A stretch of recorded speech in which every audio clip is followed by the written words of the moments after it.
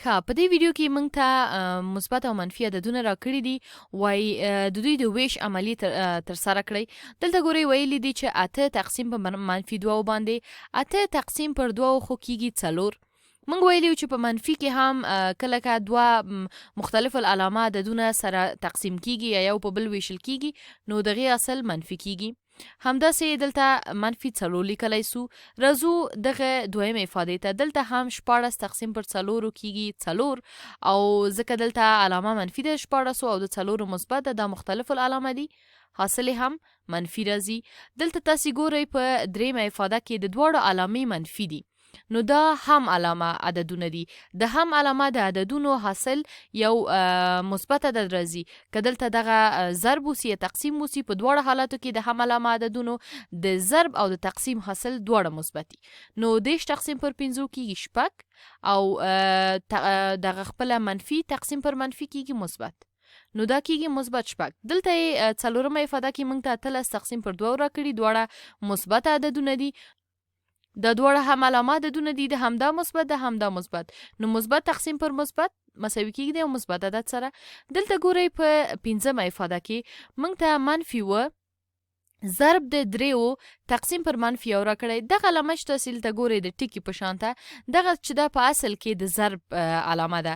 که په یو افاده کې مثلا موږ څو عملیې ولرو ورسره ضرب هم وسي، موږ د دې لپاره چې موږ ته اسانه سي یا افاده منظمه رسي، کولی سو چې د دغه ټکي څخه د ضرب د عملیې په حیث یا د علامې په حیث استفاده وکړو. نو دغلته منګه منفي 1 ضرب د 3 کوو، نو منفي 1 ضرب د 3 کېږي منفي 21، ځکه چې د دوی دغه علامې هم یو بل سره توپیر لري، دا منفي ده او دا مثبت ده. په مخرج کې هم منفي 1 خپله لیکو. بیا دلته ګورم که 21 تقسیم پر 1 سي نو دا خو 21 کېږي، او کله که دغه منفي تقسیم په دغه منفي باندې سي نو دا مثبت کېږي، نو دا مساوي کېږي د مثبت 21 سره. راځو آخرینۍ افادې ته. دلته تاسې ګورئ چې د ضرب عملیې دي ټولې. دلته منفي 2 ضرب د منفي 7 ده، بیا ضرب د منفي 1 ده. کولی سو چې دغه دواړه اول ضرب کو، صحیح ده. دلته هم علامه منفي ده، دلته هم علامه منفي ده، نو منفي ضرب د منفي کېږي مثبت، دا کېږي مثبت 14 ضرب د منفي 1 او 14 ضرب د منفي 1 کېږي منفي 14، ځکه 14 ضرب د 1 کېږي 14 او د دې علامه مثبت ده، د دې منفي. مختلف العلامه عددونو د ضرب حاصل منفي راځي. اوس تاسې باید په دې باندې هم پوه سئ چې موږ ځینې قوانین لرو.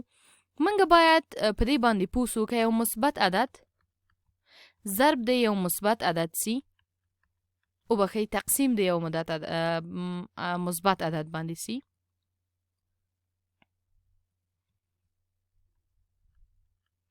نو د دې حاصل یو مثبت عدد راځي. همداسې د ټول قوانین زه تاسې لیکم. منفي تقسیم پر منفي باندې دا هم مثبت کېږي، او که مثبت تقسیم پر منفي سي یا هم منفي تقسیم پر یو مثبت عدد سي، نو د دوی دواړو حاصل چې دی منفي عددونه دي. صحیح ده. دغه 4 واړه خبرې تاسې همیشه باید په یاد ولرئ. راځو یو څه نور باید هم تاسې ته زه دې ویډیو کې زده کړم. که یو 0 صحیح ده تقسیم په یو عدد باندې سي، لکه منفي 5 باندې، نو باید په دې باندې پوه سو چې که 0 په هر عدد باندې تقسیم سي د هغې اصل تل 0 وسي، که هغه هر عدد وي، صحیح ده. خو کله که کوم بل عدد لکه همدغه خپله 5 یا منفي 5 یا بل هر عدد چې هغه په 0 باندې تقسیم سي، نو دا یو ناپېژندل سوی عدد موږ ته راکوي، ځکه دا تر اوسه لا تعریف سوی نه ده چې که یو عدد تقسیم پر 0 سي دا مساوي په څه شي باندې کېږي، او همداسې که 0 خپله تقسیم پر 0 سي دا هم معلوماً ده ناپېژندلی ده.